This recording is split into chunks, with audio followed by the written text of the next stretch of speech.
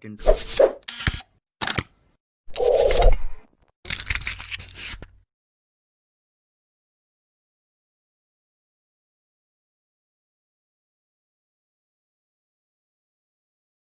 Como é que vão vocês? Tudo bem?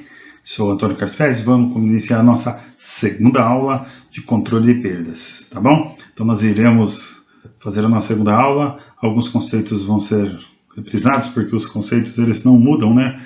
Então acaba aqui tendo como se fosse uma repetitividade. Mas isso é bom para vocês irem guardando todas essas terminologias, alguns termos, para que vocês se familiarizem com eles. Só para lembrar para vocês que as nossas aulas são feitas para aquelas pessoas que ainda têm uma dificuldade no assunto, para aqueles recém-formados ou aqueles que buscam alguma melhoria no conhecimento e também, principalmente, para aqueles que ainda estão estudando, aprendendo a segurança do trabalho, seja no curso técnico, de engenharia, mas aquele que queira ter um pouquinho mais de aperfeiçoamento naquilo que está aprendendo. Tudo bem? São aulas simples, linguagem simples e objetiva e direta para você. Vamos lá. É o lado 2, e aí essas referências bibliográficas, né, onde a gente tirou as informações. Na aula 1, então, só para relembrar, nós vimos um pouquinho de controle total de perdas e os fundamentos do controle de perda. Nós vimos muitas terminologias para vocês, vocês aprenderam um pouquinho dos fundamentos do controle de perdas, né, como é que a gente faz para trabalhar algumas questões internas na empresa para que a gente ou elimine ou diminua, né, essas perdas para a empresa. E na aula de hoje, que é a aula de número 2, nós iremos trabalhar um pouco de fundamentos do controle de perda, que é a continuação, a confiabilidade do sistema, né, o cálculo de confiabilidade. Nós não vamos ver fórmulas nenhumas, nós vamos ver por que eles servem e a importância dele.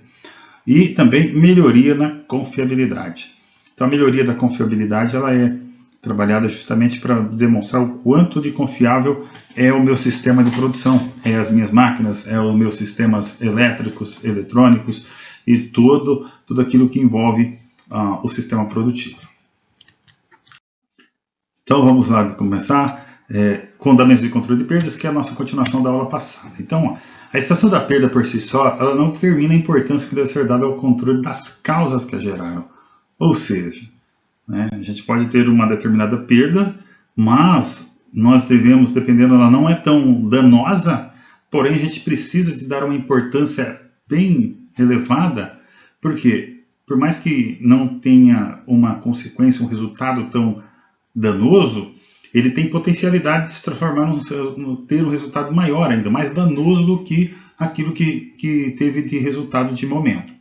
Então, ó, somente uma análise criteriosa das causas do acidente e do seu potencial em gerar perdas, quer quanto frequência, né, provável da ocorrência, quanto pode ocorrer, quer quanto a extensão dos danos, deve determinar o grau do controle a ser adotado. Ou seja, a gente tem que adotar um controle eficaz de acordo com aquilo que é não só o resultado em si, mas também pelo fato de quão danoso ele poderá ser, né, que é aquela questão de potencialidade do dano. Então, ó, para entendermos melhor o pensamento moderno do controle de perdas e também identificar o que antecede o incidente, a exemplo do que fez Heinrich, vamos usar as pedras do dominó. Então é só para vocês entenderem, né? Então, Heinrich usou as pedras do dominó só para representativo, né? Então, cada cor representava um tipo de falha, só para vocês entenderem. Então, por exemplo, o cinza representava o contato do trabalhador, o vinho eram falhas administrativas, o amarelo são as origens, né? São de origens, e o verde as perdas, e o vermelho o sintoma, né? De tudo, dos danos, das causas que levaram àquela falha que resultou num dano. Então, também devemos estar cientes do seguinte, pessoal. Dentre todas as situações que acontecem, que geram danos, né, representando aí o dominó de Heinrich, né, então nós temos lá o que pode causar a falta de controle, né, ele representa uma falha administrativa que pode estar ligada ao planejamento, aos aspectos da organização do trabalho, entre outras. A falta de tato diretivo, administrativo, ou seja, a liderança ela não tem um contato legal, direto com o trabalhador, e assim as informações não chegam da forma que tem que chegar, da melhor forma, não tem aquela interatividade entre líder e liderado, e assim fica um pouco mais complicado. Então, por exemplo, os de padrões de controle, né, também. E também temos as causas básicas. Quais são as causas básicas? Ocorrem quando não há controle técnico administrativo. Quando eu não tenho esse controle técnico administrativo, né, essas causas devem ser consideradas por nós como raízes. Lembra lá? Acho que vocês devem estar passando por esse momento, ou já passaram, de aprender lá as técnicas ou os métodos, metodologias de análise de investigação de acidentes, que temos lá a Ishikawa, temos lá a própria árvore de causas. Então, na árvore de causas e tanto no Ishikawa, a gente não fica encontrando apenas uma causa. A gente encontra várias as causas que levaram ao acontecido para a gente trabalhar em cima delas. E essas causas devem ser consideradas por nós, né, nossa segurança do trabalho, essas raízes, como causas reais e indiretas. Portanto, são aquelas que realmente devem ser analisadas acima de tudo. Então, por isso que é importante, se o acidente já aconteceu, o dano já teve esse dano, o ideal é que se faça um critério, fazer as análises e investigação desse acidente para descobrir qual foi ou quais foram a causa ou as causas desse determinado acidente, para evitar que perdas maiores aconteçam, né? Esse é o intuito de uma análise de acidente. As causas imediatas derivam da existência de atos e condições que transgridam algo pré-estabelecido e já aceito, resultando em perdas na operação industrial, né? Então aqui ele está dizendo o seguinte, são atos ou condições que deixam o ambiente de uma forma ruim, que pode facilitar os acidentes de trabalho. E os acidentes acontecem com uma série de fatores, sob certas circunstâncias se combinam, né? Então são vários fatores que podem ter envolvido, por isso que não é a causa, nunca é uma causa só, uma coisa foi gerando a outra, uma situação foi gerando outra situação até chegar no acidente. Em pouquíssimos casos existe só uma causa que dará origem àquele evento deteriorador, ou seja, muito raramente você vai ter uma causa só. Até se você fazer qualquer outro tipo de análise, você vai entender, descobrir, na hora de fazer a descrição, você percebe várias nuances, várias particularidades da descrição, né, do evento, no total, no geral, que culminam naquele evento danoso, que seria o acidente com perdas humanas ou perdas materiais, né, perdas materiais e também perdas ambientais. A fim de entender melhor as circunstâncias que originam as causas dos incidentes, convém recordar os 4 elementos relacionados com os mesmos que interagem. Então nós temos 4 elementos. E aqui é interessante porque o que a gente vai ver aqui agora, ele está muito ligado com o Ishikawa, né? Porque a gente vai ver 4 elementos. Se a gente trabalhar com o Ishikawa, vocês vão lá, tem gente que trabalha com 4 M's ou 6 M's. Então nós vamos ver 4 fatores aqui que determinam, né, ou que está diretamente envolvido na maioria dos acidentes. Então vamos ver quais são.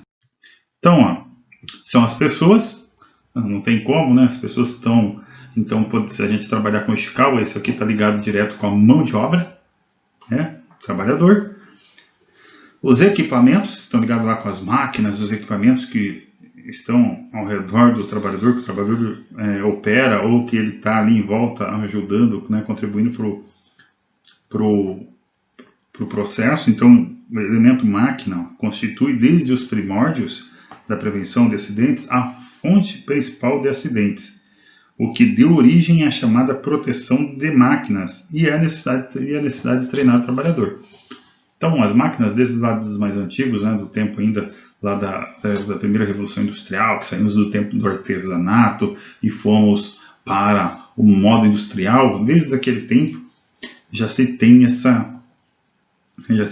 levantamento que a maioria dos acidentes são causados por causa de máquinas, né, desprotegidas. O outro, né, então, Ishikawa, mão de obra, máquinas e agora material ou matérias-primas, né, este item, esse elemento que beneficiam as pessoas, que as pessoas usam para transformarem, e isso é a fonte das causas de acidentes, o que dão causa para os acidentes. Então, matéria-prima, e agora nós vamos para o meio ambiente, formado por tudo aquilo que rodeia o trabalhador. Portanto, inclui o próprio ar que o trabalhador respira, por isso que a gente também tem aquela questão da gente analisar o ruído, calor, poeira, fumaça, tudo que tem ao redor do trabalhador, porque ele fala que ele respira, e as edificações que o abrigam. Então, toda a estrutura, mobiliário, isso também está envolvido com o meio ambiente, layout mal arrumado. Convém atentar para o fato, olha bem, de que grande parte das empresas brasileiras tem construções antigas que fogem aos preceitos das normas. Olha lá. Então,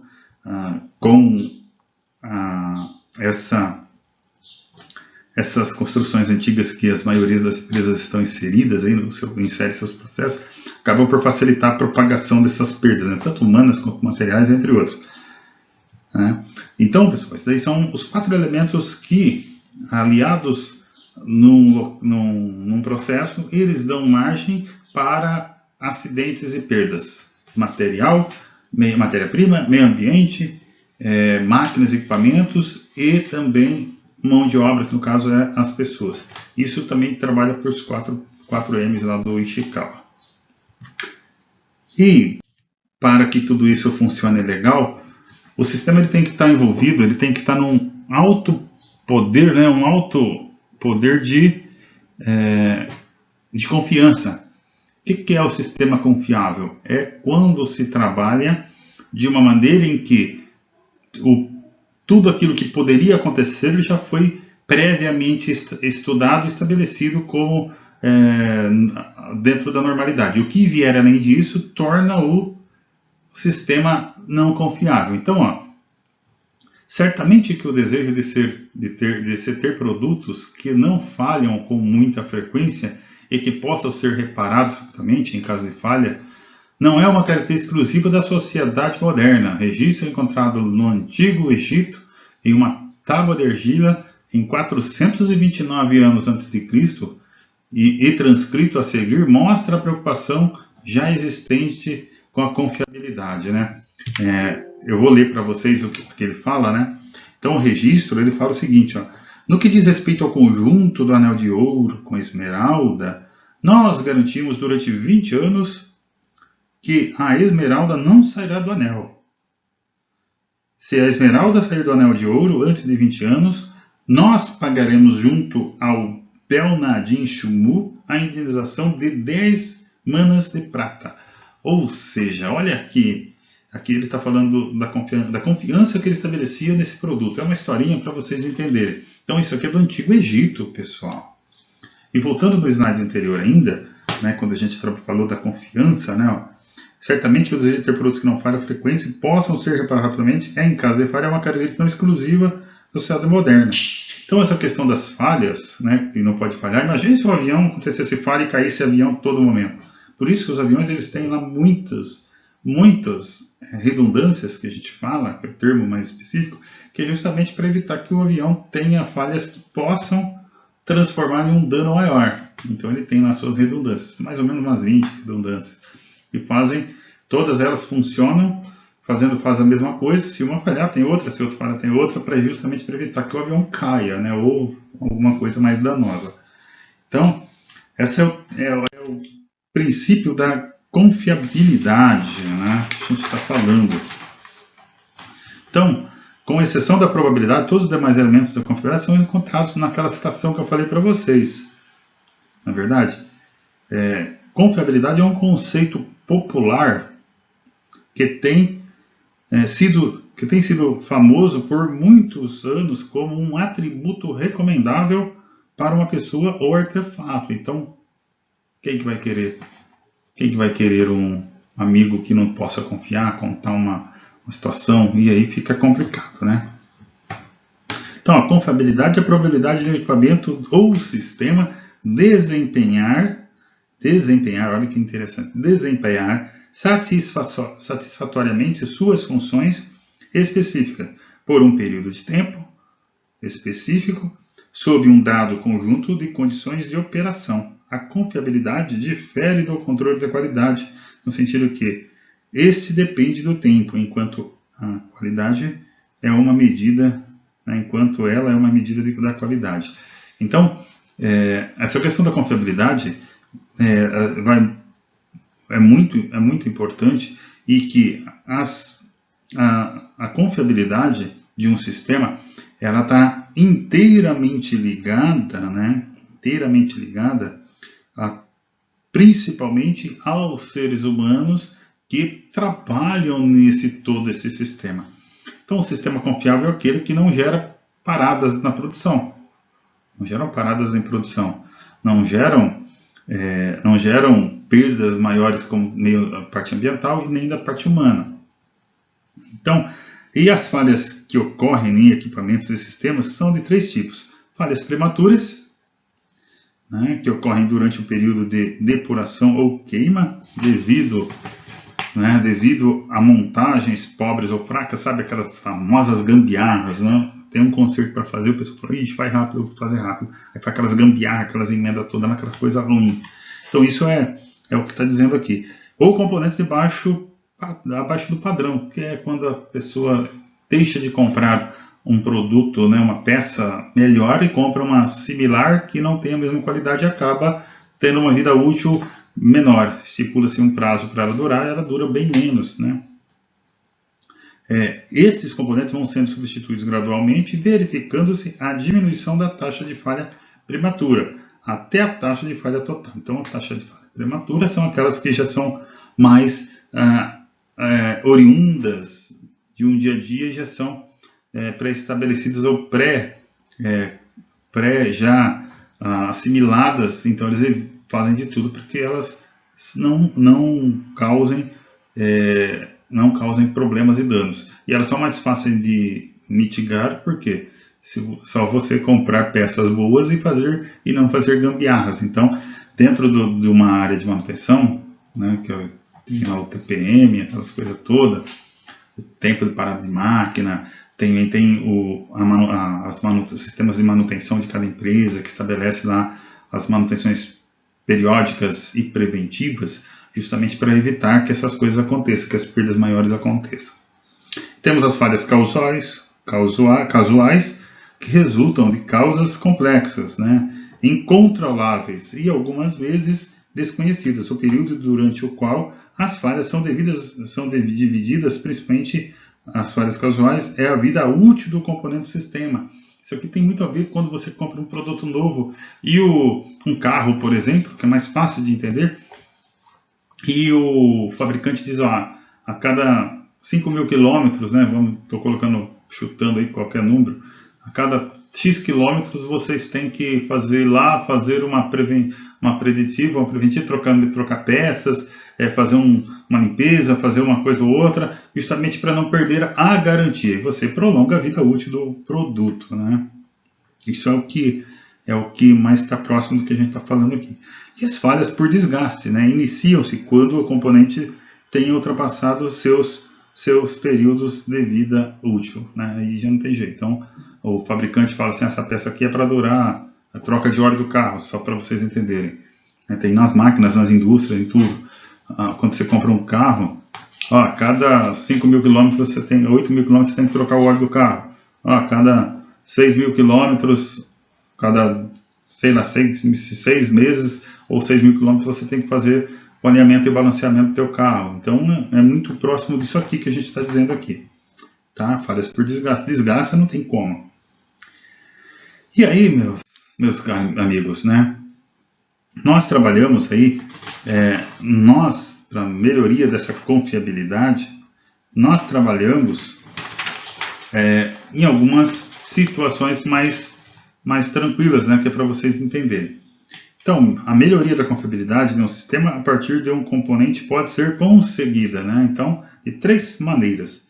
Agindo no componente, refazer o projeto, troca da marca da peça, do produto que a gente compra da matéria-prima, melhorar o controle de qualidade da manufatura, entre outras. Isso daí é quando a gente age no componente. Então, é como se estivesse agindo diretamente numa determinada fonte aí. E agindo no sistema. Redundância é a existência de um componente reserva idêntico, né? O step do carro, o botão no paletó, sabe aqueles botõezinhos que vem a mais, às vezes a gente, por que vem botão a mais aqui? Aí não sabe, porque pode acontecer de perder um e você ter outro, de mesmo tamanho, de mesmo formato e tudo mais. Então essa redundância é quando você tem outra coisa que faz, ou outro componente, ou outro sistema que faz a mesma coisa do que o outro, o reserva. Você tem um reserva que faz fazer a mesma coisa do outro, para não gerar danos. Diversidade é a existência de um componente similar para a função. Aí a gente tem exemplo, né, para bomba de incêndio com motor a diesel, né, o lampião a gás ou querosene. Então são diversidades. Eu tenho diversas coisas que podem me ajudar para uma única situação. E aí nós temos agindo sobre o impacto da falha. Esse é interessantíssimo, quando eu ajo no impacto da falha. É utilizada a filosofia do fail-safe, né, que é a falha segura. Né? Na norma NR12 tinha muito isso, né?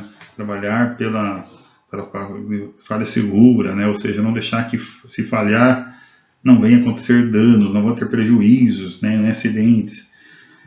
Então, o fail-safe, ele tem fail-safe passivo, né, que quando desativa o sistema, ou leva para uma situação de energia mínima, né, que não deixa causar danos maiores. E aí a gente tem o exemplo do fusível, né, sabe, quando está aquela queda brusca de energia, então o fusível dá uma queda e a gente vai lá e retorna porque não tem perdas, apenas caiu justamente para evitar o colapso danos ao nosso sistema, na nossa casa, por exemplo. Tem o fail-safe ativo, que mantém a função do sistema em uma situação de segurança. Né? Relé de pisca-pisca, por exemplo, falha sempre fechado, isto é, deixa a luz ligada permanentemente. Freio de trem, né? O ar é para separar a sapata da roda e quando falha a sapata, freia o trem. Então, são diversas situações aí para vocês entenderem um pouquinho do que, quando a gente fala aí da falha segura, né? Da melhorias da confiabilidade. Para vocês não passarem batido, eu vou só falar um pouquinho rapidamente também do cálculo da confiabilidade. Por quê? Porque isso aí está muito, apesar de nós conhecermos um pouquinho disso, está muito ligado ao setor de manutenção, que faz o cálculo das falhas, por que falhou, por que teve perdas, a própria gerência de produção também trabalha com muito isso, né? Que é o cálculo da confiabilidade. De acordo com o conceito de taxa de falha constante, durante a vida útil de um grande número de componentes similares, aproximadamente o mesmo número de falhas continuará a ocorrer em iguais intervalos de tempo se as peças que falham são repostas continuamente.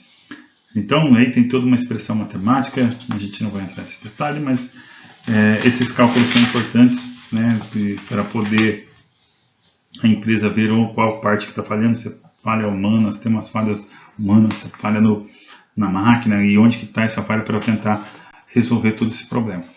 Então, meus amigos, essa foi a nossa segunda aula de controle de perdas.